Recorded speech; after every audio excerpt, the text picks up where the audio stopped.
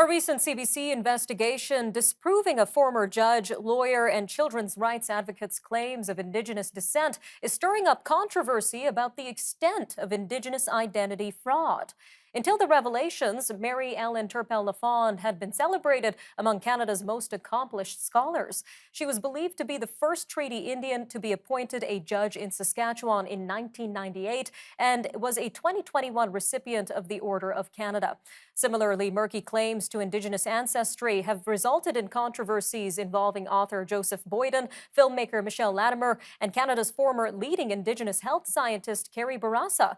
On December 13th, Senator Mary Jane McCallum denounced so-called Pretendians in Parliament. She argued that the issue particularly harms Indigenous women by stealing, quote, our voice, our power, and our hard-earned places in society. Well, joining us now to give us more insight into the issue is Dr. Kim TallBear, Professor of Indigenous Studies at the University of Alberta. Dr. TallBear, welcome to Forum Daily. Thank you. And for those who may not be familiar, what exactly is a pretendian and how big of an issue is this in our country, in our institutions? Pretendian is one word that's used. We might also use the terms race shifter or playing Indian. It's a huge problem. It's a huge problem, I think, in academia, arts, literature, probably government. And it is a person who either totally fabricates their Indigenous ancestry or greatly exaggerates the role of often very distant alleged ancestry in their subjectivity and their identity and who they are.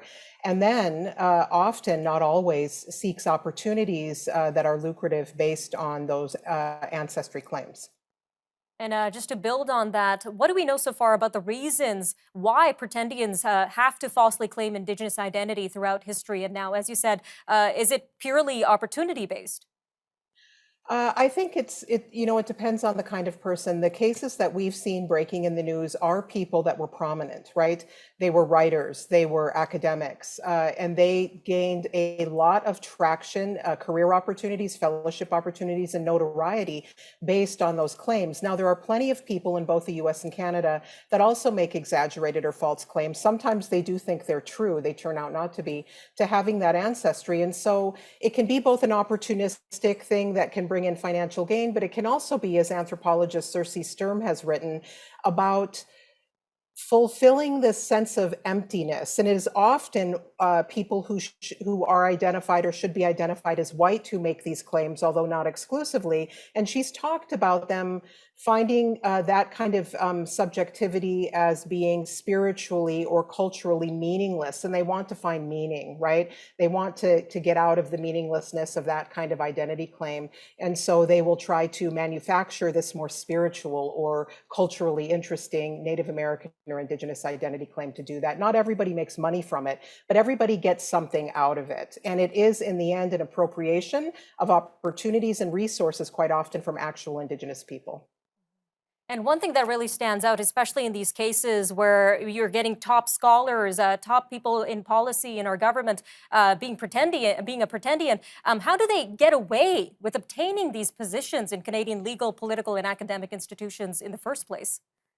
Well, because self-identification has been the way that these things are done. So there is a real disconnect between Indigenous community standards of belonging, of nationhood, of kinship, and this idea of individual self-identification and choice in settler institutions.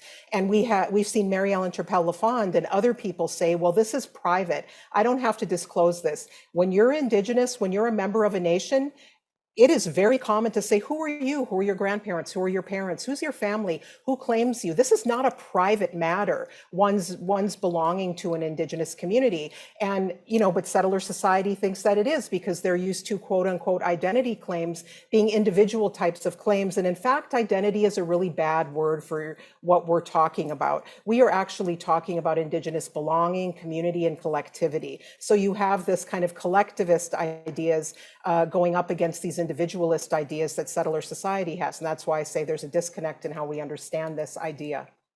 All right, Dr. TallBear, a quick 30 seconds left here, but for some further perspective, how is the issue of pretendians impacting efforts toward reconciliation overall in our country?